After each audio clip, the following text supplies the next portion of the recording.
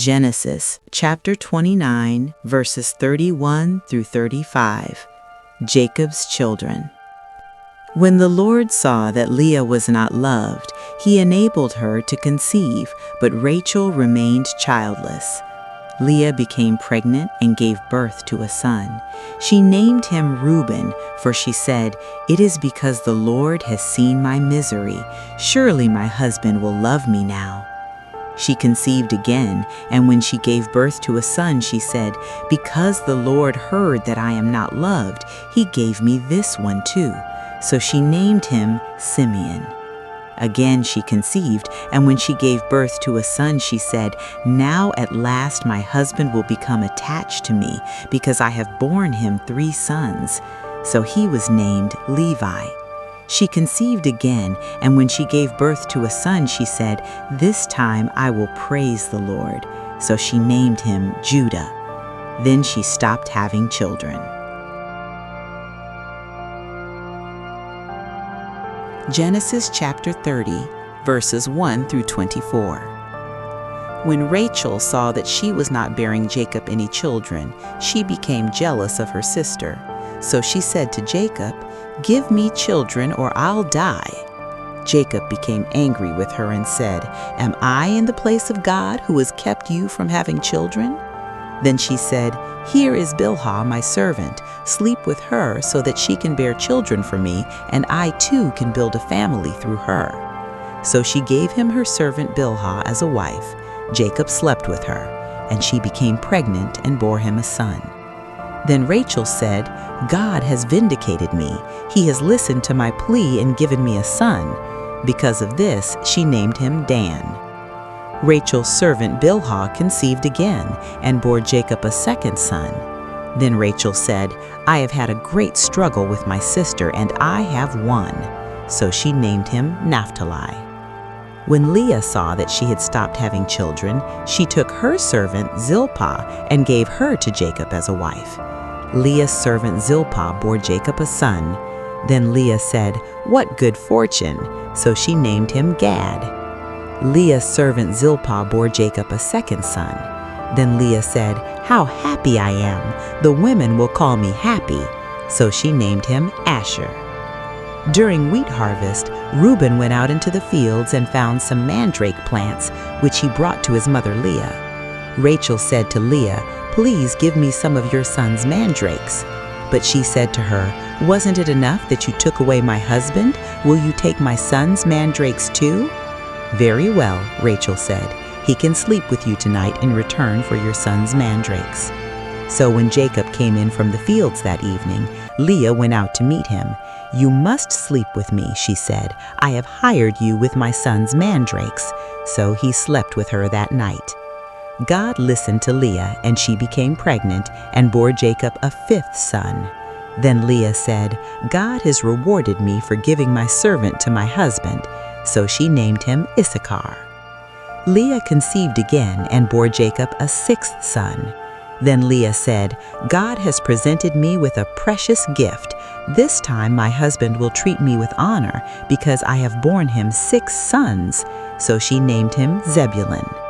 Sometime later she gave birth to a daughter and named her Dinah. Then God remembered Rachel. He listened to her and enabled her to conceive. She became pregnant and gave birth to a son and said, "God has taken away my disgrace." She named him Joseph and said, "May the Lord add to me another son."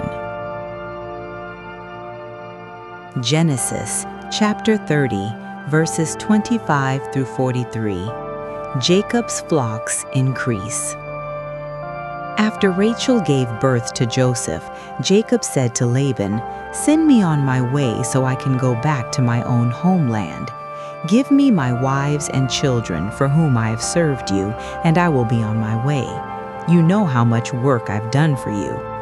But Laban said to him, "If I have found favor in your eyes, please stay. I've learned by divination that the Lord has blessed me because of you." He added, "Name your wages, and I will pay them." Jacob said to him, "You know how I have worked for you and how your livestock has fared under my care. The little you had before I came has increased greatly, and the Lord has blessed you wherever I have been. But now, when may I do something for my own household?" "What shall I give you?" he asked. "Don't give me anything," Jacob replied, "but if you will do this one thing for me, I will go on tending your flocks and watching over them. Let me go through all your flocks today and remove from them every speckled or spotted sheep, every dark-colored lamb, and every spotted or speckled goat. They will be my wages. And my honesty will testify for me in the future whenever you check on the wages you have paid me. Any goat in my possession that is not speckled or spotted, or any lamb that is not dark-colored, will be considered stolen." "Agreed," said Laban. "Let it be as you have said." That same day he removed all the male goats that were streaked or spotted, and all the speckled or spotted female goats, all that had white on them, and all the dark-colored lambs, and he placed them in the care of his sons. Then he put a 3-day journey between himself and Jacob, while Jacob continued to tend the rest of Laban's flocks. Jacob, however, took fresh-cut branches from poplar, almond, and plane trees, and made white stripes on them by peeling the bark and exposing the white inner wood of the branches. Then he placed the peeled branches in all the watering troughs so that they would be directly in front of the flocks when they came to drink. When the flocks were in heat and came to drink, they mated in front of the branches, and they bore young that were streaked or speckled or spotted. Jacob set apart the young of the flocks by themselves, but made the rest face the streaked and dark-colored animals that belonged to Laban. Thus he made separate flocks for himself and did not put them with Laban's animals. Whenever the stronger females were in heat, Jacob would place the branches in the troughs in front of the animals so they would mate near the branches. But if the animals were weak, he would not place them there. So the weak animals went to Laban and the strong ones to Jacob. In this way, the man grew exceedingly prosperous and came to own large flocks and female and male servants and camels and donkeys. From rivalry, God was building a nation. Leah, the unloved wife, bore sons who would become tribes. Rachel, who waited through tears and shame, was finally remembered, and Joseph was born. Through jealousy, longing, and years of hard labor, God was shaping a family that would change history. Jacob served a master who tried to outsmart him, but every scheme meant to hold him back became the very way God chose to bless him. His flocks increased, his household grew, and the man who once ran away with nothing now stood surrounded by abundance. But blessing always attracts tension. Whispers are rising in Laban's household.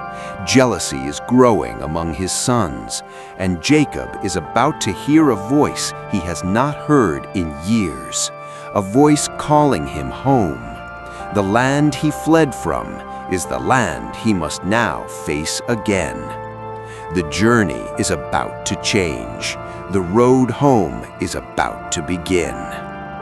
Thank you for watching. Don't forget to like, follow, and subscribe. Until next time, stay faithful, stay curious, and stay in His truth.